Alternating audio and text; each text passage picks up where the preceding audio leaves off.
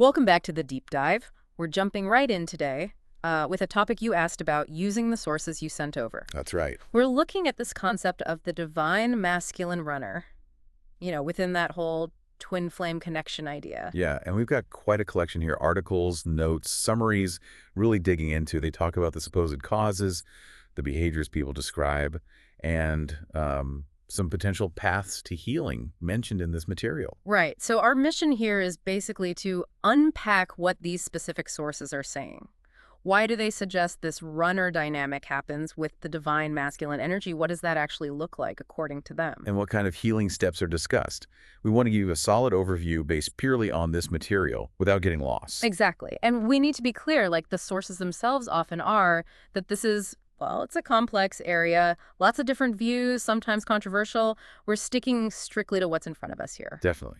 So where do we start? The basics. Yeah, let's set the stage. What's the foundational idea of twin flames and this runner-chaser thing, according to these documents? Okay. So fundamentally, the material describes twin flames as like two halves of the same soul. They're supposedly destined for union, but getting there involves this really intense, transformative journey, often pretty challenging. And a common pattern described on that journey is this runner and chaser dynamic. One pulls away, one pursues. Exactly that. The sources consistently mention this pattern.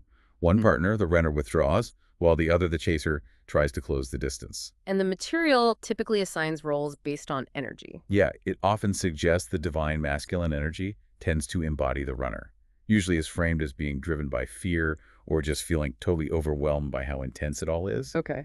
And the divine feminine energy then is often described as the chaser, maybe more spiritually awake or more driven by the emotional connection and wanting to understand it. But it's not strictly gendered, right? The sources do clarify that. Roles can flip. Oh, absolutely. They make a point of saying these roles can reverse, and it's about the dominant energy, masculine or feminine, not biological sex. Right. And like you said, the whole concept, runner, chaser, the divine energies in this specific way, the sources acknowledge it's interpreted differently and can be pretty contentious. Okay, so let's get into the why. What's a major reason these sources give for this running behavior? Well, one of the biggest things that jumps out, really emphasized across the board, is this deep, deep fear. Specifically, fear of vulnerability and emotional openness. Okay. That makes sense in a way. Yeah, the connection itself is described as incredibly potent. You see terms like soul merge, this profound spiritual depth. And if someone's carrying past trauma, stuff like rejection, abandonment, loss, that intensity can feel terrifying. So it triggers old wounds. Exactly. It amplifies those fears. One source even points out that just struggling to open up about feelings becomes a kind of defense mechanism, something maybe built up over years from past hurts. So past pain makes the present connection feel threatening, triggering a withdrawal, almost like self-protection. Kinda, yeah. And then you layer on top of that the external stuff, societal conditioning. Right, the expectations around masculinity. Absolutely. Traditional ideas about men needing to be strong, unemotional, logical. These sources say that directly clashes with the huge emotional vulnerability this twin flame journey apparently demands. Creates an internal conflict. A massive one, yeah. Yeah. And the sources suggest you see this conflict play out, like through distractions. Distractions, okay. How so? While pouring energy into work, for example. Or maybe jumping into new, less demanding relationships. It's presented as a way to sort of cope by aligning with those familiar masculine norms and actively avoiding the sheer intensity of the twin flame connection, trying to sidestep discomfort. Trying to feel normal again, maybe?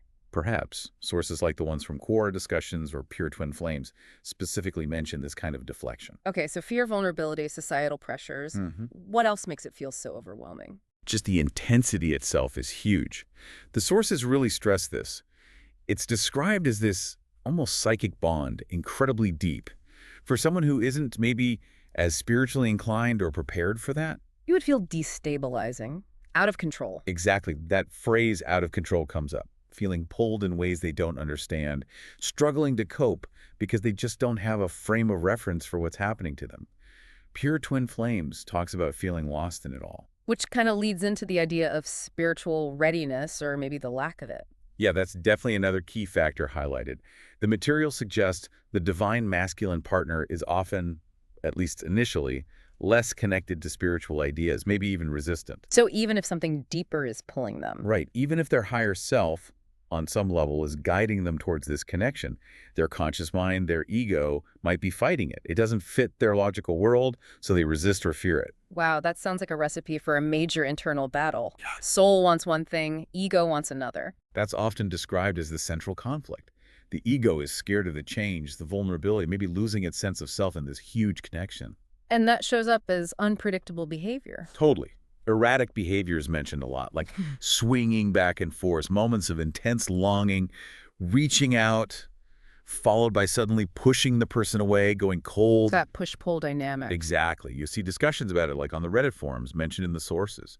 People describe the divine masculine seeming scared, with the divine feminine really leans into the spiritual side, or acknowledging the deep feelings, but consciously deciding not to go for union because the fear is too strong. And there was something about feeling undeserving in the twin flames universe material. Yes, that's another really potent layer. This sense of not being worthy of the kind of intense, unconditional love that this connection supposedly represents. And that leads to running. It can lead directly to self-sabotage, which looks like running. If you feel fundamentally unworthy, you might push away the very thing you deeply desire because you don't believe you deserve it. Often link back to those past traumas again, or feeling you don't measure up to some standard. That feeling unworthy angle, it really reframes the running. It's not just fear, but maybe deep pain. It adds another dimension, for sure. Is there also a view in these sources that running could actually be protective? Interestingly, yes. Some sources, like Pure Twin Flames, suggest that. The idea is that the divine masculine's higher self might sense that the intensity is too much too soon for both of them. So separation to prevent bigger pain later. Potentially. That maybe trying for union before enough inner work is done could lead to a really painful breakdown. So the running isn't malicious, but maybe a kind of subconscious soul-level self-preservation for the whole dynamic, protecting both from a crash. Wow, okay. A soul-level strategy. That's Yes. complex. All right, so we've explored the why, according to these sources. What about the what? What specific behaviors do they point to when describing a runner? How does all that internal stuff actually manifest? Well, the behaviors are pretty direct expressions of those fears and conflicts we talked about. One of the most common ones mentioned is ghosting, creating distance. Makes sense. Physical withdrawal. Exactly. Blocking communication, just disappearing, making sure there's physical space. Sources like Pure Twin Flames see this as a primary coping mechanism, try to regain control by removing the source of the overwhelming feelings. And those distractions you mentioned earlier come back here. Definitely. Throwing themselves into work, jumping into new, maybe superficial relationships, burying themselves in hobbies. Twin Flames Universe, for instance, frames this as a defense, a way to stay in denial, avoid the big feelings that twin flame brings up. And maybe feel more normal by focusing on external achievements again. Could be part of it, yeah. Fitting back into those familiar societal boxes that feel safer. Avoidance of vulnerability seems like the thread running through all of this. It really is central. The sources often connect this to things like avoidant attachment patterns, though they usually frame it through that spiritual lens of past wounds. The core issue is that deep intimacy, opening up, feeling vulnerable. It's terrifying. It feels like losing control or setting yourself up to get hurt again. Pure Twin Flames details how this directly hinders engaging with the twin flame bond. And the erratic behavior. The push-pull. That specific pattern comes up a lot, especially in places like the Reddit discussion cited. That back and forth, 1 minute they seem deeply connected, expressing longing, the next they're distant, cold, shut down. It's seen as a clear sign of that internal tug of war. Soul pulling toward union, ego pushing back out of fear. And the feeling undeserving, how does that show up behaviorally? According to the Twin Flames Universe material, that sense of unworthiness can directly fuel self-sabotage. How so? It could mean creating arguments, acting out in ways that damage the connection, or pulling away right when things get closer and deeper. Basically, pushing the twin flame away because deep down, they believe they don't deserve that kind of love or closeness. Okay, wow. So we have the roots, the why, and the outward signs, the what. Now, what about the path forward? Based on these sources, what do they suggest helps the divine masculine confront these things, move toward healing, maybe toward union? Well, the sources outline several key steps or areas for healing. The first big one is just acknowledging and accepting the emotions. Facing the feelings they've been running from. Pretty much, yeah. Pew Twin Flames and others recommend things like journaling or maybe talking honestly with someone they trust, a friend, a therapist. The idea is to get those fears and confusing emotions out in the open, to start understanding why the running happens. Which leads naturally into dealing with the root causes. Exactly. Exploring past trauma is presented as vital. So many of the fears, the avoidance, the unworthiness feelings are framed as stemming from past hurts, rejection, abandonment, you name it. Therapy mentioned. Yes. Sources like Twin Flames Universe suggest therapy or counseling. They mention specific approaches like inner child work, healing old emotional wounds from childhood, and shadow work, which is about facing and integrating the parts of ourselves we usually deny or fear. And given the spiritual context, I assume spiritual practices are recommended too. Oh, definitely. Pure Twin Flames really highlights the importance of connecting with one's higher self. Practices like meditation, grounding exercises, maybe energy work. It's seen as helping the divine masculine get more comfortable with the spiritual side of the journey, making the intensity feel less like chaos and more like part of a larger process. And what about tackling those societal pressures we talked about? That's part of it too. The sources suggest actively finding supportive communities or resources that encourage emotional openness, things that offer healthier models of masculinity where vulnerability isn't weakness. Like seeking out different role models or ideas. Exactly. One source mentioned the type of thinking in books like Brené Brown's Daring. Greatly. Not that the book itself was cited as the source, but that kind of focus on the courage in vulnerability as being relevant to dismantling those old restrictive norms. Makes sense. And communication with the twin flame, is that seen as part of healing? Yes. Based on discussions like those on Reddit, a lot of the running seems to stem from fear of expression or simple misunderstanding. So the idea is that starting small, finding ways to communicate honestly about the struggles or fears with the twin flame can build trust and reduce that perceived need to just bolt when things get tough. Are there any specific tools mentioned for this healing? Yes. Twin Flames Universe talks about something called the mirror exercise. It's presented as a structured method for both twins, actually, to heal what they call their shared consciousness. How does it work? It supposedly helps you identify your own blocks and fears by seeing how they're reflected in your twin. Then it provides a way to process and release whatever is causing the friction or the running behavior.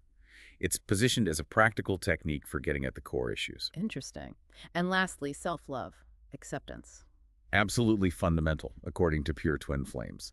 The idea is that often the running comes from that deep feeling of unworthiness.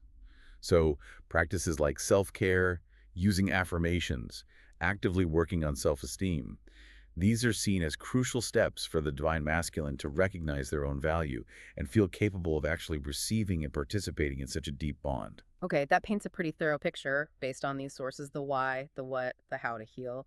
But you mentioned earlier there are some differing perspectives or debates within the material itself. Right, and it's good to touch on those. The sources do acknowledge different takes, like is the running mainly a higher level protective thing, or is it more about resisting necessary spiritual growth? And one view challenges the whole runner label itself. Yeah, exactly.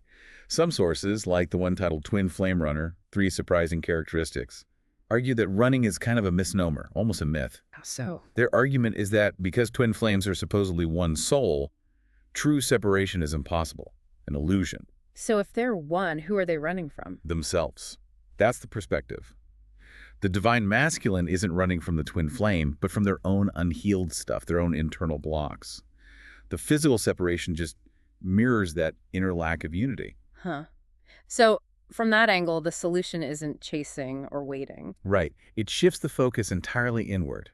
It suggests the key is, for both individuals, but maybe especially the one perceived as running, to focus hard on healing their own issues, letting go of beliefs in separation, and becoming magnetic through their own inner peace and wholeness. That really flips the script from focusing on the dynamic to focusing on individual inner work, becoming whole first. It does. And, threaded through a lot of these sources, despite the different angles, is this recurring theme of divine timing. That the whole journey has its own pace, guided by something bigger. It requires a lot of patience, a lot of trust in the process. And the end goal, as described in this material, what's it all supposedly leading to? The ultimate potential seems to be described as significant spiritual evolution, reaching a higher level of consciousness, and maybe fulfilling some kind of shared soul purpose together. Though, again, the sources usually add that caveat that this is all pretty subjective and interpreted in various ways. Okay, so we've really peeled back the layers here, based only on the sources you provided. Yeah. We've looked at the complex reasons suggested for this divine masculine runner idea, the fears, the conditioning, the intensity, the inner conflicts, even that protective angle. Right. And the behaviors that supposedly result, and the different paths outlined for healing, facing trauma, spiritual practice, specific tools, self-love. It's clear, looking at this material, that the dynamic described is anything but simple. It points to really deep internal struggles, external pressures, and a spiritual path that seems to demand a lot from both individuals in terms of facing their own stuff. Definitely requires confronting deep-seated issues, it seems. So, as a final thought, just reflecting on what these sources present, think about what this whole framework of running suggests about fear itself. How fear might not just look like being frozen, but like pulling away or frantic distraction, or even in this view, an act of protection. Mm. And how the path toward connection, at least as it's laid out in this material, seems to really boil down to the courage needed to face yourself first.